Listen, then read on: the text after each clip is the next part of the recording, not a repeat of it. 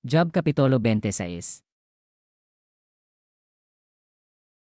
Unya mitubag si Job, dako kag natabang kanako, ako nga kabos og walay mahimo, maayo kaayo ang imong tambag, ug gipaambit nimo ni ining buang-buang ang imong kaalam, apan kinsa may nagpaluyo kanimo sa imong gisulti. Ug kinsa may nagdasig kanimo sa pagsulti sa ingon, ang mga kalag sa mga patay mikurog, ang mga nagpuyo sa tubig ubos sa yuta ng alisang pag-ayo, ang Seol dayag sa mga mata sa Dios, walay makasalipod sa abaddon gikan sa iyang pananaw.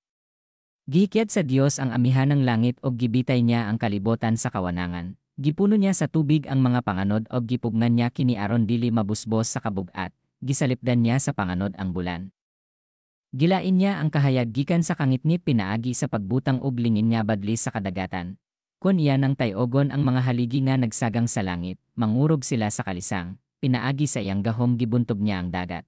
Ug pinaagi sa iyang kaalam, gilaglag niya ang higanteng mananap nga si Rahab. Ang iyang gininhawa maoy nakatinaw sa langit, ug ang iyang kamot maoy nakapatay sa higanteng mananap nga moy kiyas unta. Apan kinitipik lamang sa iyang gahom, mga hinagawhaw. Lamang ang atong nabati bahin kanya, kinsa may nasayod kon unsa gayod kagamhanan ang Dios.